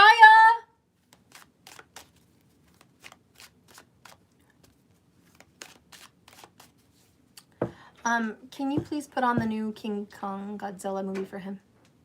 No. Not the new one? No, I mean like Godzilla, the Godzilla that I was watching last night before I was watching King Kong. Okay. Godzilla. Okay, go pick it with your sister. Okay. Okay. All right. So we'll start with Aries. We'll get one card. All right, and then I'll tell you about that sign. You said you have to go. Yeah, at 1 o'clock. So I've got like 15 minutes. So I'm just going to do the zodiacs through this. So anyways, Aries in the first house with Rahu in the first house. Remember, it depends on what other planets are in there. And just to give you a clue, Rahu expands each planet. He blows up their energy. If he's with Mars, there's a lot of fire. There's a lot of war, arguments, drama, fights, passion, difficulty, because Mars is malefic. You know, if Rahu is in there with Jupiter, there's a lot of spiritual lessons through obstacles. You might experience a lot of hardships, sufferings for spiritual reasons. Maybe you'll be a spiritual teacher. You know, if Venus is in the first house with Rahu, you're going to be very beautiful, but there's going to be a lot of lovers. Okay, so remember, each planet does have a different effect. Also, in addition to the sign, the house, the Rahu, and the planet, all of that does matter. But that's what's going on. So let's just first touch Rahu in the first house with Aries. What kind of karmas would you have? Maybe I won't do cards. Maybe I should do cards. I should. Okay, so anyways, Aries. Aries, Rahu, first house. There you go. A lot of defensiveness, a lot of fights. You're going to want to follow where that Mars is because Mars rules Aries. Where is your Mars located? That's going to tell you a little bit about your fight. You will be defensive. With Rahu and Aries in the first house, you're just going to be a defensive ass person. You're going to feel like everyone is out to get you. Okay, it's that, remember that Rahu, panic, paranoia, worries. You're always watching your back. With an Aries first house there, you may feel like you always got to watch your back, man, because who's the next person out after you? You know, you may get into a lot of arguments and have a lot of difficulties with a lot of people. A lot of people confront you. There may be some jealousy going on. There's also a great drive to have a lot of action and to be very active. So very active in sports, very active in competitions. You may be a very competitive player. Competitive poker player, competitive basketball player, competitive football player, competitive, you know, I don't know, in teaching, in yoga, whatever you do, you're going to have a lot of competition, okay? And you may have a lot of competition, and that may be part of your karma with Aries in the first. It's also very, very, very much more than anybody else. It's all about you. Aries is all about them. And when Aries is in the first house, you know, that moon, that ascendant, it's all about you, period. And you may struggle with that. You may struggle with thinking it's all about me. Okay, that is some of the energy there with Aries. Combative, defensive, very focused, very determined. So you're extremely determined to achieve your goals. You may be an overachiever. With Aries in the first house with Rahu, fuck yeah. You're an overachiever. You want to be the best. You want to be number one. You don't settle for two. You don't want no second place trophy. You want first place, and first place only, okay? That's Aries in the first house with Rahu. Extremely blown up personality. You're also kind of like a Leo because you're also kind of like, because Sun's exalted in Aries. You're kind of like, you know, I'm the shit in this room. I don't care who the Leos are. It's me. It's Aries. You know, you may not have that charm. Leos have a lot of charm. But you still think that you're what matters. You're the important one. Okay, so let's go ahead and see Taurus in that first house with a Rahu. I mentioned a little bit about this earlier. Riches, wealth, fame, but a lot of money. A lot of money. If you have Rahu and Taurus in the first house, you're either born into money or you create your own money, like a lot of money. So this is going to be an entrepreneur, a business owner. This is going to be someone that has a lot of secret investments and secret hidden money. A lot of secret hidden money. You'll also spend a lot of money on doing things that you believe in, that you really believe in. So you might donate a lot of money to a lot of causes secretly. This is someone that might donate money to a family or build a shelter or give someone a bunch of money and help them out. Nobody knows about it. Very altruistic. Can be seen with Taurus, with Rahu in the first house. But again, very greedy. Someone that wants more money. Enough money is just never enough money. So always wanting more, making more, creating more. You know, if you're famous, you still want more fame. It's not enough. It's not good enough. If you have an amazing speech or an amazing movement, still not good enough. You want better. You want more. You'll be attracted to very sexual people. You'll be attracted to people that are turn on to most others. You'll like them to be more sexy. You'll like them to dress sexier, act sexier. You know, if it's a guy, you'll like someone with fake boobs, you know, short dresses, low-cut shirts, big hair, lots of makeup. You know, if it's a girl, you'll want that Fabio kind of look. You'll want someone with the shirt unbuttoned. You'll want tighter pants. You want to see their ass, you know. You're going to be attracted to someone that everyone else wants. And you want to feel like you have the pick of the litter. You have the number one. You like making other people jealous. That's going to be something that you have. Rahu, first house Taurus. Fuck yeah, that's your ascendant, that's your moon. Yeah, that's right. So there's kind of that energy, but it's, you know, let's get a card. Taurus, first house with Rahu. Six of Pentacles. Oh, no, 7, my bad. It's never enough. Like I said, greed, money, it's never enough. With Rahu and Taurus in the first house, it doesn't matter how much money you make, it's never going to be satisfying. You might make a lot of money in your day. You might make hardly any, I don't know, but it's just never enough. Frustration and disappointment with your reputation. Frustration and disappointment with your accounts. Frustration and disappointment with your relationships. Yeah, that's a lot of Taurus. That's that stable, grounded energy that I talked about earlier, the fixed signs. Some people could be a gold digger. If they're a feminine energy, they could be very much a gold digger. They don't want to marry anyone that doesn't have a very substantial amount of money. So they have status. They seek status, and even when they get what they want, still they have their eyes on the next prize. Could be. Okay. Okay, so Gemini. Gemini in the first house. This is going to be your moon or your ascendant with Rahu. Okay? This is good. This is good in business. Yes. This is good in business. This is a public figure. Gemini there in the first, you are a public figure, honey. You didn't ask for it, but you are, and it's supposed to happen. You're supposed to be famous. You're supposed to have your face out there. You're supposed to have your voice out there. You're supposed to work in technology. So technology is going to be your point of career, okay? So you're going to have to put yourself out there in ways that make you feel vulnerable in front of other people, but you're going to learn so much by travel. So travel is going to be a big part of your life. Rahu's going to take you to places you didn't intend on going. You didn't ask to go. You're going to be invited by other people, and your trips and journeys are always going to have a spiritual feeling about them. There's always going to be something spiritual to take from your trips.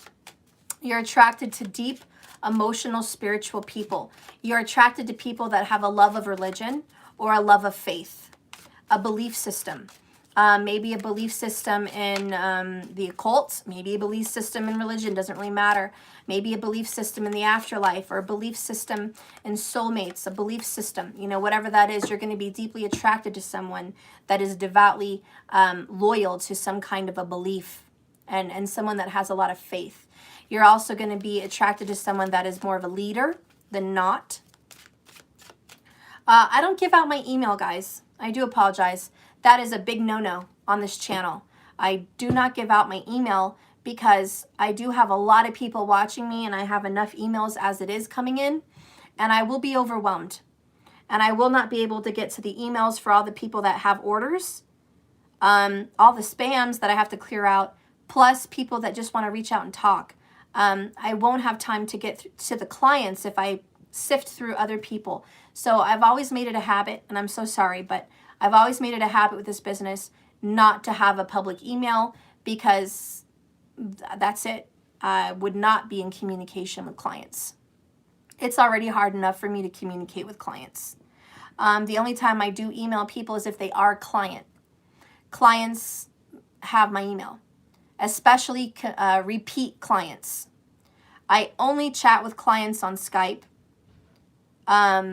Anyone else that wants to reach out to me on Skype that is not a client, I won't talk to you because I will check your name and email and phone number and information through my customers client list, like in my business system for people that have made orders. And if your name doesn't pop up in there or you never paid or something like that, then there's no communication. So I just make that a point to get across to everyone. I don't communicate with anyone that there's no business behind it. And I am sorry, but I do communicate to people through comments under my videos. Anyone that has something nice to say to me, I always say thank you, I appreciate you, or bless you, or I might give you some advice in comments. You know, I might reach out to you like that in the comment section. Just even if you're not a client, I will communicate and talk to you in the comments. I just don't give out personal emails or Skypes to people that aren't, okay? So Gemini, great in business, lots of travel. We have Queen of Pentacles. This is, like I said, great in business. I think it speaks for itself. When you have Gemini in the ascendant or moon with Rahu, yeah, expect great wealth, expect great business. A lot of money's going to be coming to you, a lot like Taurus.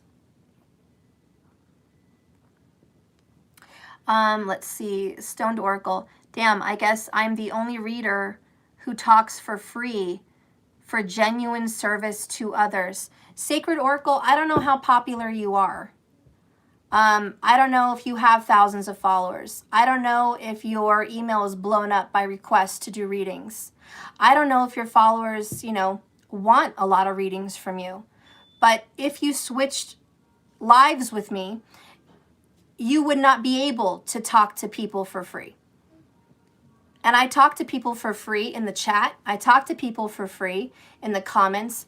I give free readings to people many times for free.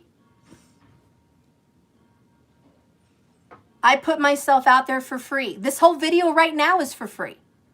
So please don't judge me, because that makes you very unspiritual, by the way. And that's probably why a lot of your listeners don't request you, because your vibe. Maybe you have a repelling vibe, or a needy or a lack kind of vibe. Maybe you're a great giver, but you're not a great receiver. I'm a great receiver. I have a lot of clients, a lot of repeat clients. I have clients coming back to me for 5 years, weekly. I don't know if that's your case. I also have a lot of sad, disappointed clients that can't reach me because I'm too busy. And they're clients. They paid for tarot cards. They paid for a reading, and they still can't reach me because I'm overwhelmed. So for you to judge me and say I should be talking for free to people, it's not about money. It's not that I am only talking to people that give me money. It's about talking to people that I have to talk to. It's about talking to people that have already needed service. Don't judge me on me not being able to communicate with people that aren't a client. It really has nothing to do with money, but more to do with I owe you my time. It's more to do with I have a priority. My kids are priority. My clients are priority. Anybody else that wants to chit chat, you know, they're important to me too, but I have a list. I have a line. And they can't jump to the front of the line. You know, here's a client waiting for me for weeks to hear from me. And then here's this other person back here that just comes in and wants to chat, and they want to come and cut this person in line and talk to me. How is that fair? I don't know how that's fair. It's not fair. It's not fair. It's not fair to not pay attention to the people that are in line waiting for me. And maybe you didn't understand that, and I'm not trying to be defensive, but that's the truth. So when you make a flash comment like that, well, I guess I'm the only reader that talks to people for free. Let's rephrase your comment, because you had an uneducated comment. You were unaware that I have thousands and thousands of emails every day. You were unaware that I have client waiting list waiting to hear from me. You were unaware that I have an overwhelmed workload. You were unaware. And that's okay. You didn't know everything. But that's why Rahu wants to teach you, you better think before you speak, because then you get corrected. And maybe you don't like that. Maybe you don't like the correction. Maybe you don't like feeling that. Maybe you do like it. I don't know. But that's the point. So please don't spread lies and rumors. If you're if you're a reader, I appreciate you being here and watching me read. I appreciate you following me. That's a great compliment. To have other readers follow me, that's a great compliment. Thank you so much. But that also means you have a following. And so please don't go telling your following that I am a greedy tarot card reader and I only speak to people that pay. It's not about payment. It's about client loyalty. And that is something my clients cherish about me, is that I am a loyal person and I put them first before anybody else, because they deserve that. And I have responsibilities and ethics. I have to ethically speak to my clients first as a priority before others. That's just how it works. It's not that I don't have the heart. I do. See, I have to go to I got to go to the doctor's for my grandma. Thank you, Marcus, for reminding me. I don't even know what time it is. I've been talking too long. I'll continue this reading later, guys, and we'll just do, separate videos of Rahu through the houses. Thank you guys for watching. Sorry for the comment rant. Most of you guys understand. If you guys want to talk to me, or you want to shout out to me or have any questions, please go in the comments. I'm happy to reply to people in comments. If you have something you want to tell me privately, maybe at a future meet and greet, or you can order something like a reading, and we can actually talk live. And I'm not trying to charge you, but if you have questions, or that would be great. If you just want to tell me how you feel about me, and you care about me, or you don't, that's comments. Please share that. If you do want to send me something, I think I have my P.O. box at the bottom. But yeah, so I don't know. I love you guys. I'm going to go. Thank you so much for watching me. I'll see you guys later. This video was a lot longer than I anticipated, but just to finish up this Gemini real quick, very good in business, very good in money. Rahu and Gemini. Remember, Gemini is Rahu's home zodiac sign. So Rahu feels very much at home with Gemini, very happy and very comfortable with Gemini. And Rahu likes to give Gemini wealth and money and fame through communications and through relationships and through travel.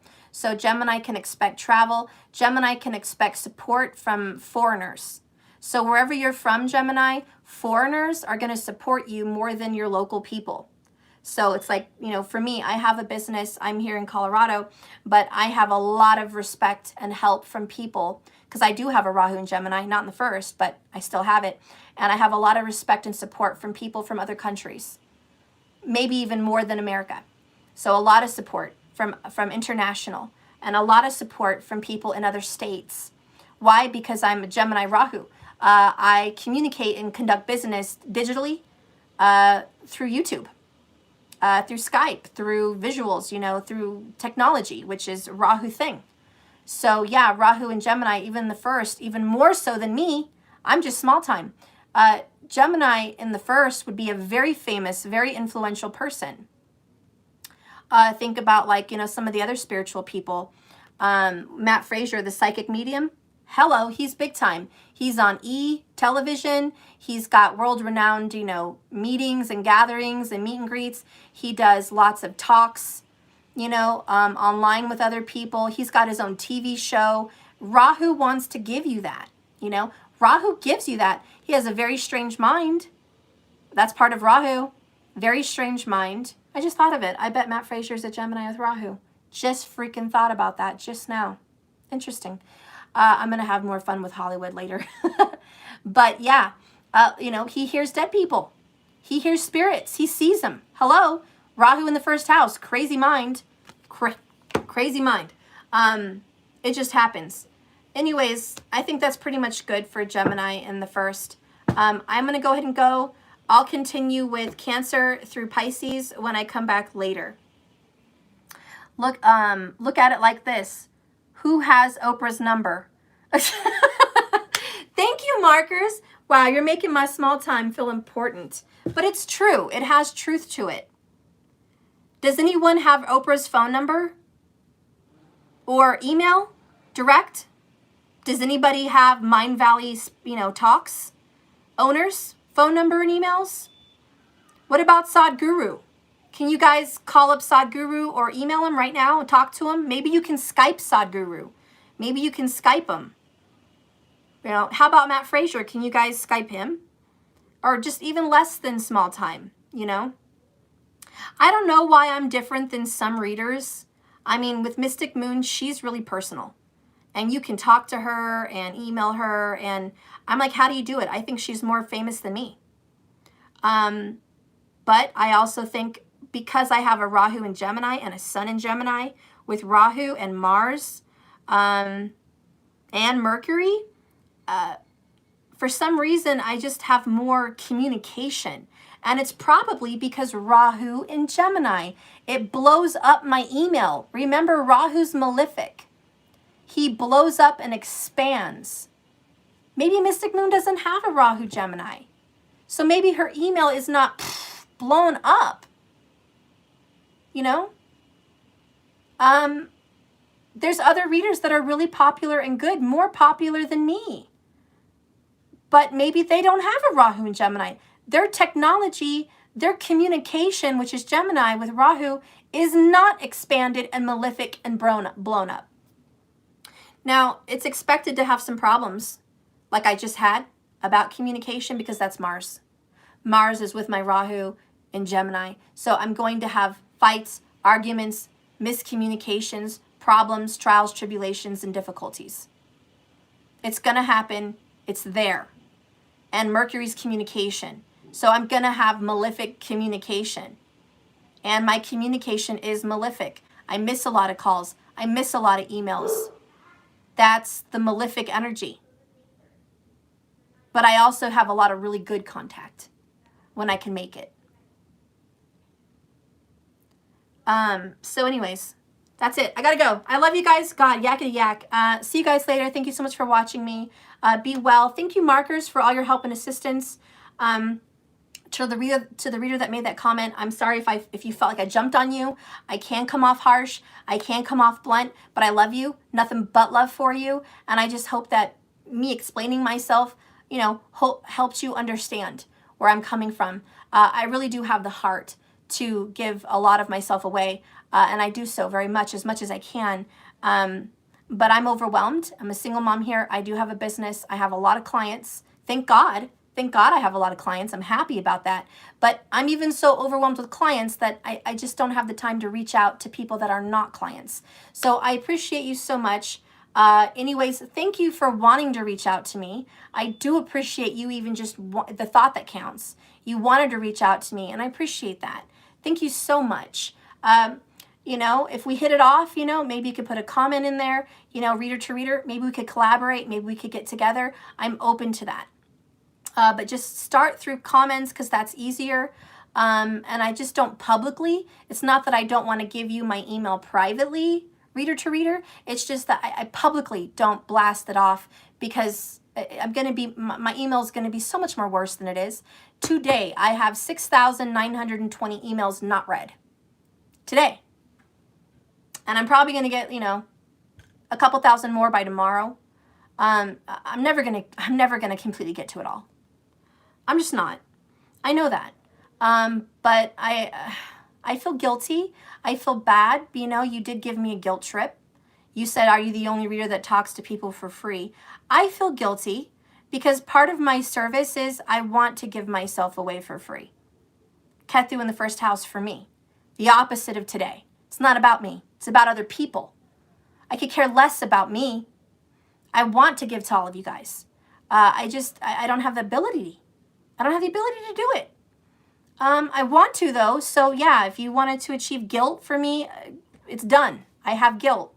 I want to talk to everyone and help you all on your spiritual journey. I do. I want to. All I can say is I hope God leads me to the right people. If you need me, God will lead me to you. That's for sure. I love you guys. I'm going to go be blessed. Bye, guys. Thank you. Thank you so much. Thank you, markers.